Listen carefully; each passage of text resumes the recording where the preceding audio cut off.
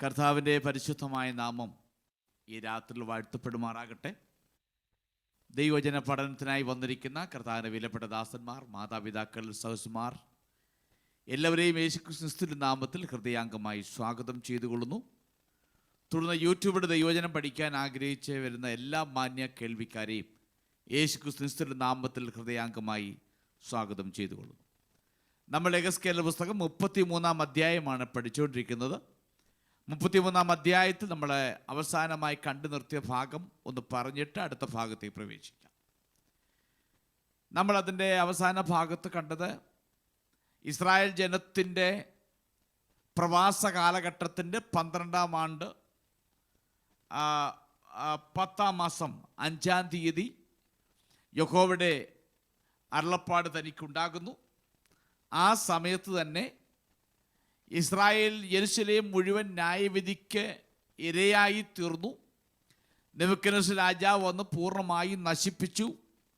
അതിന് നടുവിൽ നിന്ന് ഒരു ബാല്യക്കാരൻ രക്ഷപ്പെട്ട് ഓടി എഗസ്കേൽ പ്രവാചകൻ്റെ അടുക്കൽ വരുന്നതിന് മുൻപ് തന്നെ യഹോവയുടെ ആത്മാവ് എഗസ്കേലിൻ്റെ മേൽ വന്നിരുന്നു.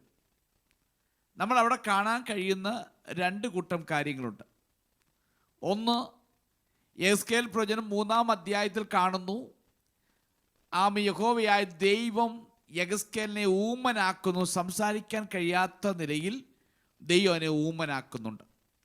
എന്നാൽ 25-ാം അധ്യായത്തിലേക്ക് വരുമ്പോൾ യഹോവയായ ദൈവം പറയുന്നുണ്ട്, ഇങ്ങനെ ഒരു ബാല്യക്കാരൻ യെരൂശലേമിൻ്റെ പതനത്തിന് ശേഷം ഒരു ബാല്യക്കാരൻ അതിൽ നിന്നും രക്ഷപ്പെട്ട് ഓടി വരുമെന്നും അവൻ വന്ന് നിന്നോട് സദ്വർത്തമാനമല്ല, ഇങ്ങനെ സംഭവിച്ച കാര്യം നിന്നോട് അറിയിക്കും. അപ്പോൾ നിന്റെ ഊമൻ എന്ന് പറയുന്നത് മാറി സംസാരശേഷിയുള്ളവനായി തീരും എന്ന് യഹോവയായ ദൈവം 25-ാം അധ്യായത്തിൽ പറഞ്ഞിരുന്നു. ആ ഭാഗം ഈ 33-ാം അധ്യായത്തിൽ നിവർത്തിക്കപ്പെടുന്നുണ്ട്. ഈ യെരൂശലേം നാശത്തിൻ്റെ ആ പതനത്തിന് ശേഷം ഒരു ബാല്യക്കാരൻ അവിടുന്ന് രക്ഷപ്പെട്ടോടി എഗസ്കേലിൻ്റെ അടുക്കൽ ബാബേൽ പ്രവാസത്തിലേക്ക് എത്തുന്നതിന് തലേ ദിവസം തന്നെ യഹോവയുടെ കരം എഗസ്കേലിന് മേൽ വരുന്നു. എഗസ്കേലിന് സംസാരശേഷി തിരികെ കിട്ടുന്നു. അങ്ങനെ കാര്യങ്ങൾ മനസ്സിലാക്കുന്നു. അപ്പോൾ യഹോവയായ ദൈവം അവനോട് പറഞ്ഞിരുന്ന അവൻ്റെ സംസാരശേഷി പൂർണ്ണമായി തിരികെ കിട്ടുന്നു. ആ പറഞ്ഞ പ്രവചനം അക്ഷരാർത്ഥത്തിൽ 12-ാം ആണ്ട് 10-ാം മാസം 5-ാം തീയതി നിവർത്തിക്കപ്പെടുന്നു. മറ്റൊന്ന്, അങ്ങനെ ഇരിക്കുമ്പോൾ ആ യെരൂശലേമിലുള്ള ശൂന്യ പ്രദേശങ്ങളിൽ താമസിക്കുന്ന ഒരു കൂട്ടം ജനം, യെരൂശലേം പൂർണ്ണമായും അതപ്പതിച്ചു, പൂർണ്ണമായി നശിച്ചു. ഇനി ഒന്നുമില്ല. കുറേ പേരെ വാളാൽ കൊല്ലപ്പെട്ടു, കുറേ എണ്ണം പ്രവാസികളായി കൊണ്ടുപോയി. അങ്ങനെ ശൂന്യപ്രദേശങ്ങളിൽ താമസിക്കുന്ന ഒരു കൂട്ടർ, അതാരാണ് നമ്മൾ കണ്ടു കഴിഞ്ഞു. ഒന്നുകൂടി ഞാൻ പറയാം.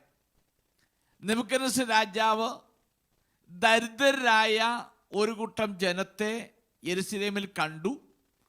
അവരെ കൃഷി ചെയ്യുവാനും മുന്തിരിത്തോട്ടത്തിൻ്റെ കാര്യങ്ങൾക്കുമായി അവരെ അവിടെ ഇട്ടേച്ചു പോയി. അവരെ വേണ്ടായിരുന്നു. ഇങ്ങനെയുള്ളത് അവരെ ഇട്ടേച്ചു പോയി. അവർക്ക് മേലധികാരിയായി ഒരാളെ ആക്കി തീർക്കുന്നു. അവൻ അവരുടെ അധിപതിയായി അവിടെ കഴിയുന്നു. ഈ സമയം മോവാബിൽ നിന്നും അമ്മോനിൽ ഉള്ളതായ ചിതറിപ്പോയ യഹൂദന്മാർ ഇവിടെ പാർക്കുന്ന ആളുകളെക്കുറിച്ച് അറിയുകയും അവർ പതുക്കെ തിരികെ വന്നിട്ട് ഈ ജനത്തോട് ജോയിൻ ചെയ്തു. അവരെയാണ് ശൂന്യപ്രദേശങ്ങളിൽ താമസിക്കുന്നവർ എന്ന് ഈ 23-ാമത്തെ വാക്യങ്ങളിൽ പറയുന്നതാണ്. 24-ാമത്തെ വാക്യത്തിൽ പറയുന്നത് ശൂന്യപ്രദേശങ്ങളിൽ പാർക്കുന്നവർ. നെബൂഖദ്നേസർ രാജാവ് ഇട്ടിട്ട് പോയ ദരിദ്രരായ ആളുകൾ, കൃഷിപ്പണിക്ക് മുന്തിരിത്തോട്ടത്തിന് ആക്കാനാക്കിയവർ, മോവാബിൽ നിന്നും അമ്മോനിൽ നിന്നും കടന്നു വന്ന് ഇവിടെ താമസിക്കുന്ന യഹൂദന്മാർ. ഇവരുടെ ഹൃദയത്തിനകത്തൊരു ചിന്ത. അബ്രഹാം ഏകനായിരിക്കെ ദൈവം അബ്രഹാമിന് വാഗ്ദത്തമായി കൊടുത്തതാണ് ഈ ദേശം. ഞങ്ങളിപ്പോൾ പലരായിരിക്കുന്നു. അതുകൊണ്ട് ദൈവം ഈ നശിപ്പിക്കപ്പെട്ടതായ ദേശം ഞങ്ങൾക്ക് തരും. ഞങ്ങളിത് വീണ്ടും പുനഃസ്ഥാപിക്കപ്പെടും, വീണ്ടും ഇത് പണിയുമെന്നൊരു ചിന്താഗതി ഈ ശൂന്യപ്രദേശങ്ങളിൽ താമസിക്കുന്ന ജനഹൃദയത്തിനകത്തുണ്ട്. അവർ ചിന്തിക്കുന്നത് അബ്രഹാം ഞങ്ങളുടെ പിതാവാണ്, അബ്രഹാമിന് കൊടുത്ത വാഗ്ദത്തമാണിത്, അതുകൊണ്ട് ഞങ്ങൾക്കും ഇത് കിട്ടും, ഞങ്ങളാണിത് പണിയുന്നത് ചിന്താഗതി അവരുടെ ഹൃദയത്തിനകത്തുള്ളതായി നമുക്ക് ഭാഗം വായിക്കുമ്പോൾ മനസ്സിലാക്കാൻ കഴിയും. എന്നാൽ 25ഉം 26ഉം വാക്യങ്ങളിൽ യഹോവയായ ദൈവം അതിന് ഉത്തരമായി പറയുന്നുണ്ട്. യഹോവയായ ദൈവം പറയുന്നു, ശരി, അബ്രഹാമിന് ഞാൻ വാഗ്ദത്തമായി കൊടുത്തു, അത് ശരിയാണ്. എന്നാൽ യഹോവയായ ദൈവം ചോദിക്കുന്നു, നിങ്ങൾ 4 കൂട്ടം പാപങ്ങൾ ചെയ്തു. അതെടുത്തു പറയുന്നുണ്ട്. 1, രക്തത്തോടുകൂടെ തന്നെ നിങ്ങൾ മാംസം ഭക്ഷിച്ചു. രക്തത്തോടുകൂടെ തന്നെ മാംസം ഭക്ഷിക്കാൻ പാടില്ല എന്ന് ദൈവം മോശ മുഖാന്തരം കൊടുത്ത കൽപ്പനയ്ക്കകത്ത് ഉണ്ട്, പ്രമാണത്തിനകത്തുണ്ട്. എന്നാൽ ഇവർ മാംസം രക്തത്തോടുകൂടെ കഴിച്ചു. അതൊന്നാമത്തെ പാപം. രണ്ടാമത്തെ പാപം, അന്യദേവന്മാരെ ആരാധിക്കരുത് പറയുമ്പോൾ ഇവർ അന്യദേവന്മാരെ ആരാധിച്ചു.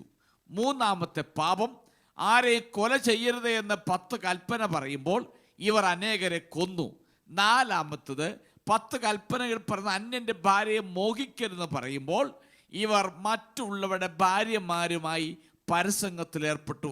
ഇങ്ങനെ 4 കൂട്ടം പാപങ്ങൾ ചെയ്തതുകൊണ്ട് യഹോവയായ ദൈവം ആവർത്തിച്ച് 26-ാം വാക്യത്തിൻ്റെ ആരംഭത്തിലും 26-ാം വാക്യത്തിൻ്റെ അവസാനത്തിൽ എടുത്ത് ചോദിക്കുന്നുണ്ട്, നിങ്ങൾ ദേശത്തെ കൈവശമാക്കുമോ, നിങ്ങൾ ദേശത്തെ കൈവശമാക്കുമോ എന്ന് യഹോവയായ ദൈവം എടുത്തു പറയുന്നു. എടുത്ത് ചോദിക്കുന്ന ചോദ്യമാണ്. ഇവിടെ വരെയാണ് നമ്മൾ പഠിച്ചത്. ഇവിടെ നമ്മൾ പറഞ്ഞു നിർത്തിയ ഒരു കാര്യമുണ്ട്. ഇവർക്ക് അബ്രഹാമിന് കിട്ടിയ വാഗ്ദത്തമാണ്, ഈ ദേശം നിനക്കും നിന്റെ സന്തതിക്കുമുള്ളതാണ്. ഈ രാജ്യം നശിപ്പിക്കപ്പെടുമെന്നും വീണ്ടും തൻ്റെ ജനത്തിന് വേണ്ടി ഇത് വീണ്ടും പണിയപ്പെടുമെന്നും ദൈവം വാഗ്ദത്തം കൊടുത്തിട്ടുണ്ട്. എന്നാൽ ശൂന്യപ്രദേശങ്ങൾ താമസിച്ച് ചിന്തിച്ചു, അത് ഞങ്ങളാലായിരിക്കും പണിയപ്പെടുന്നതെന്ന് അവർ ചിന്തിച്ചു. അവരോട് യഹോവയായ ദൈവം ചോദിക്കുകയാണ്, നിങ്ങൾ ഈ ദേശം കൈവശമാക്കുമോ എന്ന് എടുത്തെടുത്ത് ചോദിക്കുന്നുണ്ട്. നമ്മൾ ഇവിടെ മനസ്സിലാക്കേണ്ട വസ്തുത, ഇവർക്കും അബ്രഹാമിൻ്റെ മക്കളാണ് ഇവരെല്ലാവരും. ആരും അന്യരല്ല. അബ്രഹാമിൻ്റെ മക്കളായതുകൊണ്ട് അവർ ആ ദേശം കൈവശമാക്കണമെന്നില്ല. ആമീൻ.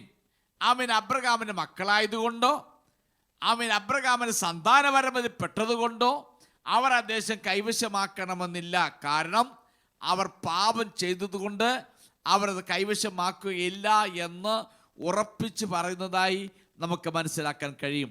അതുകൊണ്ട് ക്രിസ്തീയ ജീവിത യാത്രയിൽ നാം എന്തെല്ലാം നമുക്കുണ്ടെങ്കിലും, നാം ഏതെല്ലാം നിലകളിൽ ദൈവത്തിന് വേണ്ടി പ്രവർത്തിച്ചാലും പ്രയോജനപ്പെട്ടാലും, ദൈവം ആഗ്രഹിക്കുന്ന വിശുദ്ധിയിലും ദൈവം ആഗ്രഹിക്കുന്ന നിർമ്മലതയിലും നാം ജീവിക്കുന്നില്ല എങ്കിൽ നമുക്കൊരിക്കലും നമ്മുടെ അവകാശങ്ങൾ കരസ്ഥമാക്കുവാൻ സാധിക്കത്തില്ല എന്ന് നമുക്ക് ഈ ഭാഗത്തുനിന്നും മനസ്സിലാക്കാൻ കഴിയും.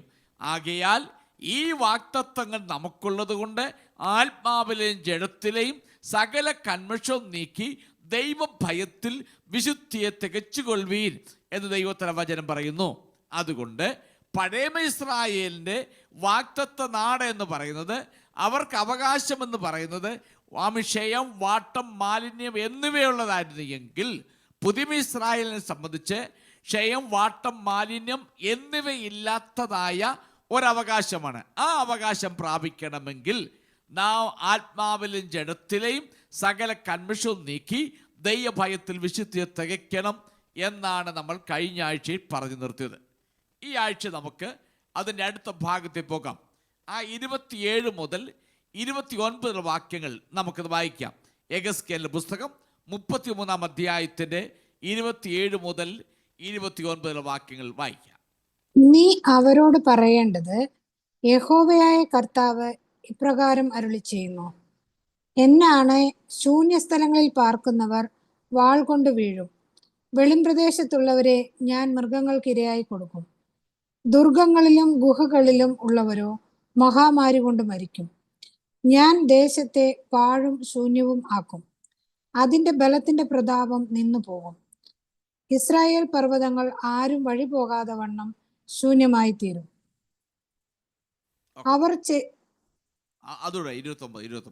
അവർ ചെയ്ത സകല മ്ലേച്ഛതകളും നിമിത്തം ഞാൻ ദേശത്തെ പാഴും ശൂന്യവുമാക്കുമ്പോൾ ഞാൻ യഹോവ എന്നവർ അറിയും. ശൂന്യദേശങ്ങളിൽ പാർക്കുന്നവർക്കുള്ള യഹോവയുടെ അരുളപ്പാട്.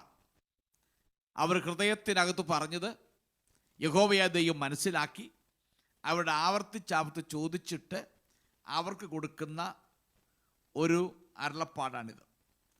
നാട്ടിൽ ശേഷിക്കുന്ന ആളുകൾ ആരും ജീവിച്ചിരിക്കുകയില്ല എന്ന് പറഞ്ഞാൽ, ശൂന്യപ്രദേശങ്ങളിൽ താമസിക്കുന്നവർ ചിന്തിച്ചു, ഒരു കൂട്ടം ആളുകൾ പ്രവാസത്തിൽ പോയി, ഒരു കൂട്ടം ആളുകൾ കൊല്ലപ്പെട്ടു, ഞങ്ങൾ രക്ഷപ്പെട്ടു, ഞങ്ങൾ ദൈവകൃപയാൽ രക്ഷപ്പെട്ടു, ഞങ്ങളെ നെബൂഖദ്നേസർ രാജാവ് ഒന്നും ചെയ്തില്ല, ഞങ്ങളുടെ ദേശത്ത് ഞങ്ങളെ ആക്കിയിരിക്കുന്നു എന്ന് പറഞ്ഞ് ഹൃദയത്തിനകത്ത് സ്വയം പുകഴുമ്പോൾ യഹോവയായ ദൈവം പറയുന്നു, ഈ ശൂന്യദേശത്ത് പാർക്കുന്ന ഒരുത്തനും രക്ഷപ്പെടുകയില്ല എന്ന് അവിടെ പറയുന്നു. അവരെക്കുറിച്ച് പറയുന്നു, അവർ ഒന്നിൽ വാളിനാലോ ഇല്ല എങ്കിൽ വന്യമൃഗങ്ങൾ മൂലമോ ഇല്ലെങ്കിൽ രോഗനിമിത്തമോ അവർ മരിക്കും. അവരുടെ അഹങ്കാര മനോഭാവമാണ്, ഞങ്ങൾ അബ്രഹാമിൻ്റെ മക്കളാണ്, അതുകൊണ്ട് അബ്രഹാമിന് സകല അവകാശത്തിനും ഞങ്ങൾ അവകാശികളാകിയാൽ ഞങ്ങളിത് കിട്ടും. ഞങ്ങൾ എന്ന് പറയുന്ന ആ മിഥ്യാബോധത്തിൽ നിന്നുണ്ടാകുന്ന ആ മനോഭാവം, അഭിമാന മനോഭാവം നശിപ്പിക്കും എന്ന് വളരെ വ്യക്തമായി പറയുന്നു. എന്നിട്ട് ആ രാജ്യത്തെക്കുറിച്ച് പറയുന്നു, ആ രാജ്യം ശൂന്യമാകും, അതിനകത്ത് ആരും വസിക്കയില്ല, അത് മരുഭൂമിയായി മാറ്റപ്പെടും. അങ്ങനെ യഹോവയായ ദൈവം ആരാണെന്ന് അവർ അറിയും. നമുക്കറിയാം, യെഹെസ്കേൽ പ്രവചനത്തിനകത്ത് ആദ്യോടന്തം ആവർത്തിച്ച് കേൾക്കുന്ന ഒരു പദപ്രയോഗമാണ് യഹോവയായ ദൈവം ആരാണെന്നറിയും എന്ന് ആവർത്തിച്ച് പറയുന്നുണ്ട്. അതിവിടെയും പറയുന്നുണ്ട്. അപ്പോൾ രക്ഷപ്പെട്ടവർ യഥാർത്ഥത്തിൽ ദൈവത്തിൻ്റെ ന്യായവിധിയിൽ നിന്നും അവർ രക്ഷപ്പെട്ടെന്നാണ് ചിന്തിച്ചത്. ഞങ്ങളോട് ദൈവത്തിന് കടാക്ഷം തോന്നി, ഞങ്ങളോട് ഇഷ്ടം തോന്നിയത് കൊണ്ടാണ് ഞങ്ങളെ ഇവിടെ തന്നെ ശേഷിപ്പിച്ചതെന്ന് ചിന്തിച്ചിരുന്നു. എന്നാൽ നെബൂഖദ്നേസർ രാജാവിൻ്റെ വാളിൽ നിന്ന് രക്ഷപ്പെട്ടു, പ്രവാസത്തിൽ നിന്ന് രക്ഷപ്പെട്ടു. എന്നാൽ ദൈവത്തിൻ്റെ ന്യായവിധിയിൽ നിന്നും അവർക്ക് രക്ഷപ്പെടാൻ സാധിച്ചിട്ടില്ല. അവർ കുറേ സമയത്തേക്ക് മാത്രം അവർക്കൊരല്പം സൗകര്യങ്ങൾ കൊടുത്തു, അവരുടെ ന്യായവിധി ഒരല്പ നേരത്തേക്ക് നീട്ടിക്കൊടുത്തു. എന്നാൽ അതിന് സമയമായപ്പോൾ ആ ദൈവം തൻ്റെ ന്യായവിധിയാകുന്ന വാളും വന്യമൃഗങ്ങളും രോഗങ്ങൾ കൊണ്ട് ദൈവം സമയബന്ധിതമായി തന്നെ, സമയപരിധിക്കുള്ളിൽ തന്നെ ദൈവം അവരുടെ മേൽ ന്യായവിധി അയക്കുന്നതായി നമുക്ക് കാണാൻ കഴിയുന്നുണ്ട്. ഞാൻ ഭൂമിയെ ഏറ്റവും പാഴും ശൂന്യമാക്കുമെന്ന് പറഞ്ഞു. അപ്പോൾ അവിടെ നിന്ന് ശൂന്യതയിൽ ജീവിച്ചിരുന്ന ചിലരുടെ അഹങ്കാര സ്വപ്നമായിരുന്നു ഇവിടെ വാഴുക എന്നുള്ളത്. അത് പൂർണ്ണമായും പാഴായിപ്പോയി. അവർ ധിക്കാരപരമാകുന്ന ശക്തി ഉണ്ടായിരുന്നിട്ടും അവകാശം ഞങ്ങൾക്കുണ്ട് എന്ന് പൂർണ്ണമായും അവകാശപ്പെടുകയും ചിന്തിക്കുകയും ചെയ്തിട്ടും ഭൂമി ഏറ്റവും ശൂന്യമാക്കാനുള്ള ദൈവത്തിൻ്റെ പ്രവൃത്തി ദൈവം തുടർന്നു എന്ന് നമുക്ക് വ്യക്തമായി കാണാൻ കഴിയുന്നുണ്ട്. ഇനിയും 29 വാക്യത്തിൽ എന്തുകൊണ്ട് ന്യായവിധി സംഭവിച്ചു എന്ന് പറയുന്നുണ്ട്.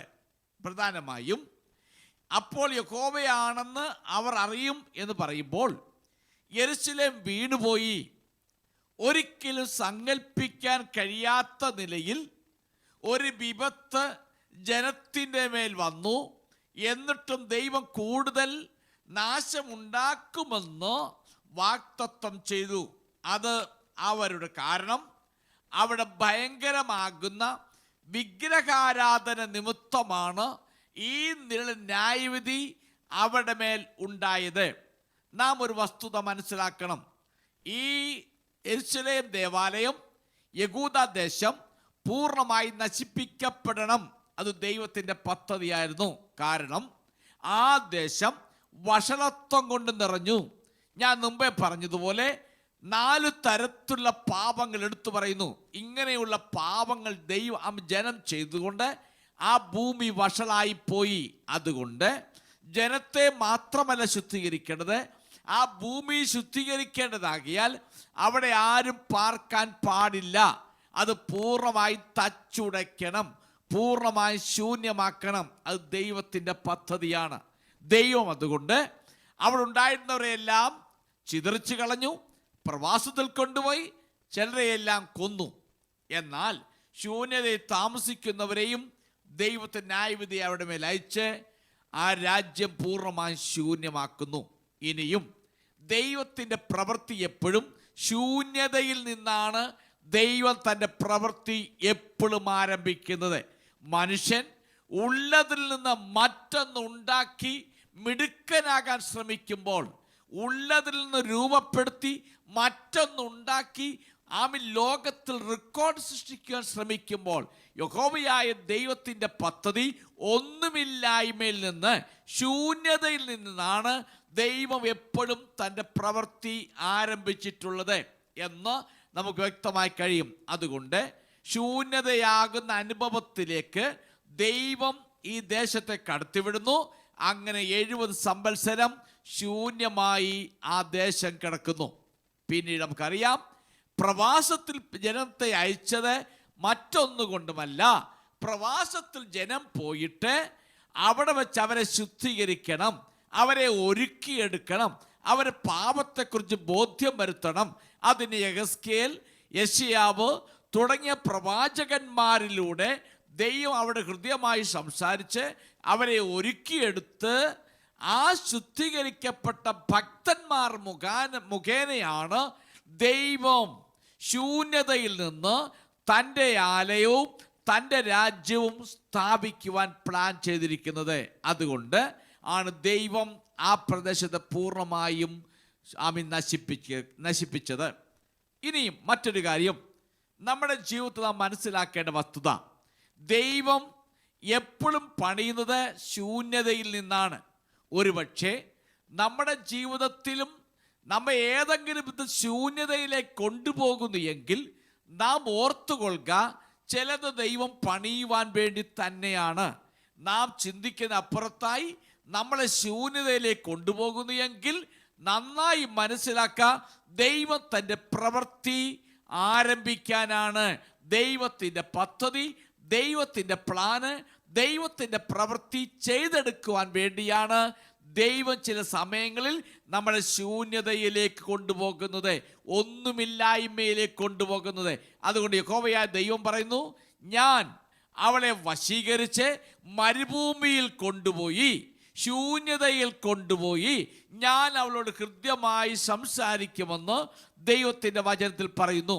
അങ്ങനെയെങ്കിൽ നമ്മുടെ ജീവിതത്തിൽ ശൂന്യതകൾ വരുമ്പോൾ, ഏകാന്തതയിലേക്ക് നമ്മെ നയിക്കുമ്പോൾ ഓർത്തുകൊള്ളണം, ദൈവം തൻ്റെ പ്രവൃത്തി ആരംഭിക്കാൻ വേണ്ടിയാണ് ദൈവം നമ്മെ ശൂന്യതയിൽ കൊണ്ടുപോകുന്നത് എന്നൊരു യാഥാർത്ഥ്യം നന്നായി ഓർപ്പിച്ചുകൊള്ളണം.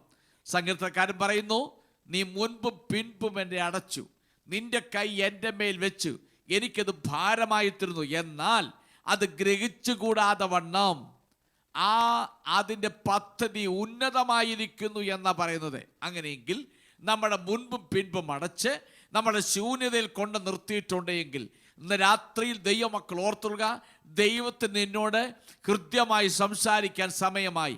നിന്റെ ശൂന്യതയിൽ നിന്നെ പണിയുവാൻ ദൈവത്തിന് സമയമായി.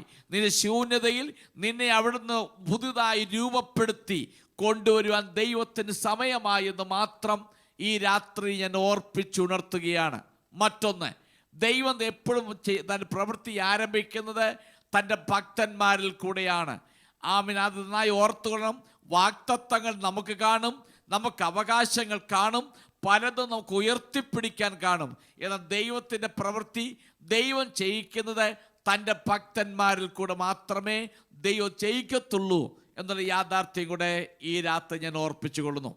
നമുക്കിനിയും 30 മുതൽ 33 വാക്യങ്ങളിലേക്ക് നമുക്ക് പ്രവേശിക്കാം. ആ ഭാഗം നമുക്കൊന്ന് വായിക്കാം. മനുഷ്യപുത്ര, നിന്റെ സ്വജാതിക്കാർ മതിലുകൾക്കരികത്തും വീട്ടുവാതിൽക്കലും വെച്ച് നിന്നെക്കുറിച്ച് സംഭാഷിച്ചു. യഹോവയിങ്കിൽ നിന്നുണ്ടായ അരുളപ്പാട് എന്തെന്ന് വന്ന് കേൾപ്പിൻ എന്ന് തമ്മിൽ ഓരോരുത്തൻ തന്റെ സഹോദരനോടും പറയുന്നു. സംഘം കൂടി വരുന്നത് പോലെ അവർ നിന്റെ അടുക്കൽ വന്ന് എന്റെ ജനമായിട്ട് നിന്റെ മുമ്പിൽ ഇരുന്ന് നിന്റെ വചനങ്ങളെ കേൾക്കുന്നു.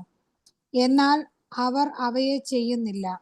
വായ് കൊണ്ട് അവർ വളരെ സ്നേഹം കാണിക്കുന്നു, ഹൃദയമോ ദുരാഗ്രഹത്തെ പിന്തുടരുന്നു. നീ അവർക്ക് മധുരസ്വരവും വാദ്യ നൈപുണ്യവും ഉള്ള ഒരുത്തന്റെ പ്രേമഗീതം പോലെ ഇരിക്കുന്നു. അവർ നിന്റെ വചനങ്ങളെ കേൾക്കുന്നു, ചെയ്യുന്നില്ലതാനും. എന്നാൽ അത് സംഭവിക്കുമ്പോൾ ഇതാ അത് വരുന്നു, അവർ തങ്ങളുടെ ഇടയിൽ ഒരു പ്രവാചകൻ ഉണ്ടായിരുന്നു എന്നറിയും. ഓക്കെ, ഇവിടെ യെഹെസ്കേൽ പ്രവാചകനോടുള്ള ദൈവത്തിൻ്റെ ആലോചനയാണ്. അടുത്തൊരു ഘട്ടത്തിലേക്ക് നീങ്ങുകയാണ്. ആ ഭാഗം അവസാനിക്കുന്നത് ഇങ്ങനെയാണ്: ഇതാ തങ്ങളുടെ ഇടയിൽ ഒരു പ്രവാചകൻ ഉണ്ടായിരുന്നു എന്ന് അറിയും എന്ന് പറഞ്ഞ് ആരംഭിക്കുന്നത്, അവസാനിക്കുന്നത്. ഇവിടെ യഹോവയായ ദൈവം യെഹെസ്കേലിനോട് പറയുന്നൊരു കാര്യമാണ്. നിന്റെ സ്വജാതിക്കാർ നിന്നെക്കുറിച്ച് സംസാരിക്കാൻ തുടങ്ങിയിട്ടുണ്ട്. തൻ്റെ സന്ദേശം ജനങ്ങളിലേക്ക് എത്തുന്നുണ്ടെന്ന് യെഹെസ്കേലിനെ അറിയിക്കണമെന്ന് ദൈവം ആഗ്രഹിച്ചിട്ട് യെഹെസ്കേലിനോട് പറയുകയാണ്, നിന്റെ സ്വജാതിക്കാർ നിന്നെക്കുറിച്ച് മതിലിനകത്തും ഓരോ കോണിലുമൊക്കെ ഇരുന്നു കൊണ്ട് നിന്നെക്കുറിച്ച് പറയുന്നുണ്ട്. കാരണം യെഹെസ്കേൽ ചില നാളുകളായി 12 വർഷമായി ഇവരോട് പ്രവചിക്കുന്നുണ്ട്. അവരതൊന്നും കാര്യമാക്കുന്നില്ല. അവരതെല്ലാം കേൾക്കുന്നു, പക്ഷേ അതൊന്നും അംഗീകരിക്കുകയോ യെഹെസ്കേലിനെ പ്രവാചകനായി അംഗീകരിക്കുകയോ അതിന് വേണ്ടതായ ജീവിതത്തിൽ രൂപപ്പെടുത്തുകയോ ചെയ്തിട്ടില്ല. എന്നാൽ ഈ ബാല്യക്കാരൻ വന്ന് പറഞ്ഞു കഴിഞ്ഞപ്പോൾ ആളുകൾക്ക് മനസ്സിലായി, അവർ കേട്ടു, യെഹെസ്കേൽ പ്രവചിച്ചതുപോലെ തന്നെ യെരൂശലേം പൂർണ്ണമായും പതിച്ചു, നശിച്ചു എന്ന് അവർക്ക് മനസ്സിലായി. അതുകൊണ്ട് ഇപ്പോൾ അവർ അങ്ങോട്ടും ഇങ്ങോട്ടും പറയാൻ തുടങ്ങി, നമ്മുടെ ഇടയിലുള്ള യെഹെസ്കേൽ പ്രവാചകൻ യഥാർത്ഥമാകുന്ന പ്രവാചകനാണെന്നും അവൻ പറയുന്നൊക്കെ നടക്കുന്നുണ്ടെന്നും അവൻ ദൈവത്തിൽ നിന്ന് കേട്ടിട്ടാണ് പറയുന്നതൊക്കെ അവർ അങ്ങോട്ടും ഇങ്ങോട്ടും ഒക്കെ പറയാൻ തുടങ്ങി. ആ ഭാഗമാണ് ഇവിടെ എടുത്തു പറയുന്നത്. അപ്പോൾ അവർ അനുസരിക്കുന്നില്ല. അവർ അവനെക്കുറിച്ച് സംസാരിക്കുന്നു. അവർ പറഞ്ഞതിൽ നിന്ന് യഹോവയുടെ വചനമായി അവർ കണക്കാക്കുകയും ചെയ്യുന്നു. അപ്പോൾ വായ് കൊണ്ട് അവർ വളരെയധികം സ്നേഹപ്രകടനങ്ങൾ നടത്തുന്നുണ്ട്. എന്നാൽ അവരുടെ ഹൃദയം സ്വന്തം നേട്ടത്തിനായി അവർ പരിശ്രമിക്കുകയാണ്. അവർ യെഹെസ്കേലിനെ അംഗീകരിക്കുന്നു. ഇപ്പോൾ യെഹെസ്കേൽ പറയുന്നത് ദൈവത്തിൽ കേട്ടിട്ടാണെന്ന് അവർ വിശ്വസിക്കുന്നു. അവർ വളരെ കാര്യമായി സംസാരിക്കുന്നു, സ്നേഹത്തോടെ ഇടപെടുന്നു. ഇതെല്ലാം അവർ ചെയ്യുന്നത് സ്വന്തം നേട്ടത്തിന് വേണ്ടിയുള്ള പരിശ്രമമായിട്ടാണ് യഹോവയായ ദൈവം അത് മനസ്സിലാക്കാൻ കഴിയുന്നത്. എന്നാൽ അവരിപ്പോഴും ദൈവത്തെ ബഹുമാനിക്കാനും സ്നേഹിക്കുവാനും വിശുദ്ധിയിൽ ജീവിക്കുവാനും അവർ ഇപ്പോഴും തയ്യാറല്ല. അവർ ഇപ്പോഴും ജീവിക്കുന്നത് സ്വന്തം നേട്ടത്തിനായിട്ടാണ് ജീവിക്കുന്നത്. അപ്പോൾ ചുരുക്കി പറഞ്ഞാൽ ഇവിടെ പറയുന്നുണ്ടല്ലോ, അവർ നിന്റെ അടുക്കൽ വന്ന് എൻ്റെ ജനമായിട്ട് നിന്റെ മുമ്പിൽ ഇരുന്ന് എൻ്റെ വചനങ്ങളെ കേൾക്കുന്നു, എന്നാൽ അവയെ ചെയ്യുന്നുമില്ല. അപ്പോൾ പ്രവാസികൾ യെഹെസ്കേലിനെ കുറിച്ച് സംസാരിച്ചു, അവൻ ചെയ്ത വിചിത്രമാകുന്ന കാര്യങ്ങൾ ചർച്ച ചെയ്തു. കർത്താവിൻ്റെ വചനം കേൾക്കാൻ അവർ ആകാംക്ഷയുള്ളവരായി ആ യെഹെസ്കേലിന്റെ അടുക്കൽ വരുന്നു. അവർ ആ യെഹെസ്കേലിന്റെ വാക്കുകൾ കേൾക്കാൻ അവൻ്റെ അടുക്കൽ വന്നിട്ട് അത് നന്നായി അവർ ശ്രദ്ധിച്ച് കേൾക്കുന്നു. എന്നാൽ യെഹെസ്കേൽ മുഖേന കർത്താവ് പറഞ്ഞത് അവർ അനുസരിക്കുന്നില്ല. അവർ നന്നായി ശ്രദ്ധിക്കുന്നു. അവരെ ആലോചന കേൾക്കാൻ പ്രവാചകൻ നിലയിൽ യെഹെസ്കേലിന്റെ അടുക്കൽ വരുന്നു. പ്രവാചകനെ കുറിച്ച് നല്ല നല്ല കാര്യങ്ങൾ പറയുന്നു. ഇതെല്ലാം ചെയ്യുന്നു. എന്നാൽ യെഹെസ്കേൽ മുഖേന കർത്താവ് പറഞ്ഞത് അവർ അനുസരിക്കുവാൻ അവർ റെഡിയല്ല. അവർ കർത്താവിനെ സ്നേഹിക്കുന്നു എന്ന് പറയുന്നു. എന്നാൽ അവർ അവനെ സ്നേഹിച്ചില്ല. സ്വന്തം സമ്പത്ത്, സ്വന്തം സ്ഥാനം, സ്വന്തം മാനം, സ്വന്തം പണം എന്നിവയിൽ അവർ അമിതമായി ശ്രദ്ധിച്ചിരുന്നു എന്ന് നമുക്ക് ഈ ഭാഗത്തു നിന്നും മനസ്സിലാക്കാൻ കഴിയും. ഈ ഭാഗത്തെക്കുറിച്ച് ജെരമ്യാ പ്രവാചകൻ പറഞ്ഞിട്ടുണ്ട്, ഈ ജനം അധരം കൊണ്ട് എന്നെ ബഹുമാനിക്കുന്നു, എന്നാൽ ഹൃദയം കൊണ്ട് ഇവർ എന്നിൽ നിന്ന് ദൂരത്തായിരിക്കുന്നു എന്ന് ജെരമ്യാ പ്രവാചകൻ പറഞ്ഞിട്ടുണ്ട്. ഇവരെ നോക്കി യേശു കർത്താവ് ഈ ഭൂമിയിൽ വന്നപ്പോൾ വളരെ വ്യക്തമായി പറഞ്ഞൊരു കാര്യമുണ്ട്. മത്തായിയുടെ സുവിശേഷം 15-ാം അധ്യായത്തിൻ്റെ 8-9 വാക്യം വായിക്കാം. Matthew chapter 15 versus 8 and 9. ഈ ജനം അധരം കൊണ്ട് എന്നെ ബഹുമാനിക്കുന്നു, എങ്കിലും അവരുടെ ഹൃദയം എന്നെ വിട്ട് അകന്നിരിക്കുന്നു. മാനുഷ കൽപ്പനകളായ ഉപദേശങ്ങളെ അവർ പഠിപ്പിക്കുന്നത് കൊണ്ട് എന്നെ വ്യർത്ഥമായി ഭജിക്കുന്നു. ഇനി മത്തായി 23-27 വായിച്ചു. മാത്യു 23-27. 23:27. കപടഭക്തിക്കാരായ ശാസ്ത്രിമാരും പരീശന്മാരുമായുള്ളവരെ, നിങ്ങൾക്ക് കഷ്ടം. വെള്ള തേച്ച് ശവക്കല്ലറകളോട് നിങ്ങൾ ഒത്തിരിക്കുന്നു. അവ പുറമേ അഴകായി ശോഭിക്കുന്നുവെങ്കിലും അകമേ ചത്തവരുടെ അസ്ഥികളും സകലവിധ അശുദ്ധിയും നിറഞ്ഞിരിക്കുന്നു. ഇത് തന്നെയാണ് യേശു കർത്താവ് ഈ ജനത്തെ നോക്കി പറഞ്ഞത്. അത് തന്നെയാണ് യഹോവയായ ദൈവം യെഹെസ്കേലിലും പറയുന്നത്. പുറമേ നോക്കുമ്പോൾ ഭയങ്കര സ്നേഹം, പുറമേ നോക്കുമ്പോൾ നന്നായി ശ്രദ്ധിക്കുന്നു, പുറമേ നോക്കുമ്പോൾ ദൂത് കേൾക്കാൻ വേണ്ടി യെഹെസ്കേൽ പ്രവാചകന്റെ അടുക്കൽ വരുന്നു, നന്നായി ശ്രദ്ധിക്കുന്നു. എന്നാൽ അവർ അനുസരിക്കുവാൻ തയ്യാറല്ല. അവരെ നോക്കി യേശു കർത്താവ് പറഞ്ഞു, വെള്ള തേച്ച ശവക്കല്ലറകളെ എന്ന് വിളിച്ചു പറഞ്ഞു. നമുക്കറിയാം, ഇന്നത്തെ കാലഘട്ടത്തിൽ ശവക്കല്ലറ ചെല്ലുമ്പോൾ നന്നായി ഗ്രാനൈറ്റ് ഒക്കെ ഇട്ട് മനോഹരമായി ഇട്ടിരിക്കുന്നൊരു ശവകുടീരം, ചുറ്റും ഗാർഡനൊക്കെ ഉണ്ടാക്കി മനോഹരമായി പണിയുന്നു. എന്നാൽ അതിൻ്റെ അകത്ത് വരുമ്പോൾ ദുർഗന്ധം വമിക്കുന്നു. ഇതുപോലെയാണ് ആ കാലഘട്ടത്തിലെ ഇസ്രായേൽ ജനത്തിൻ്റെ കണ്ടീഷൻ, അവസ്ഥ ആ നിലയിലുണ്ടായിരുന്നു. യേശു കർത്താവിൻ്റെ കാലഘട്ടത്തിലുണ്ടായിരുന്ന യഹൂദന്മാരുടെയും ജീവിതവും ഈ നിലയിലുള്ളതായിരുന്നു. ദൈവത്തോടുള്ള ബന്ധത്തിൽ ഇവർ പുറമേ നന്നായി ശ്രദ്ധിക്കുന്നു, പുറമേ സ്നേഹിക്കുന്നു, എന്നാൽ അകം കൊണ്ട് ദൈവത്തെ ബഹുമാനിക്കുകയോ ദൈവത്തെ അംഗീകരിക്കുകയോ ഇവർ ചെയ്യുന്നില്ല. സ്വന്തം നേട്ടത്തിനായി ഇവർ പലതും ചെയ്യുന്നു എന്ന് വായിക്കുന്നു. അപ്പോൾ യെഹെസ്കേലിനെ ശ്രദ്ധിക്കുവാൻ അവർ ഇഷ്ടപ്പെടുന്നു, അതവരെ രസിപ്പിക്കുന്നതായി തോന്നി. എന്നാൽ അവൻ പറഞ്ഞത് വിശ്വസിച്ചില്ല. യെഹെസ്കേൽ സ്വയമായി സംസാരിച്ചതല്ല, അവൻ്റെ സന്ദേശങ്ങൾ ദൈവത്തിലുള്ളതായിരുന്നു. അവൻ പറഞ്ഞ കാര്യങ്ങൾ തീർച്ചയായും സംഭവിക്കുമെന്നും അവർ നന്നായി മനസ്സിലാക്കിയിരുന്നു. എന്നാൽ യഹോവയായ ദൈവം പറഞ്ഞു നിർത്തുന്നു. എന്നാൽ ഇതിൻ്റെയൊക്കെ അവസാനം യെഹെസ്കേൽ യഹോവയിലാൽ അയക്കപ്പെട്ട, യഹോവയിൽ നിന്നുള്ളതായ ഒരു പ്രവാചകനായി അറിയപ്പെടും എന്ന് യഹോവയായ ദൈവം പറയും. നോക്കണം, ഒരു സമയത്ത് ആരും അവനെ അംഗീകരിച്ചില്ല. എന്നാൽ ഇപ്പോൾ പറയുന്നു, നീ ഒരു പ്രവാചകനാണെന്ന് അവരറിയും. ഇതിന് മുമ്പൊരിക്കൽ പറയുന്നുണ്ട്, നീ അവർക്കൊരടയാളമായിരിക്കുമെന്ന് പറയുന്നുണ്ട്.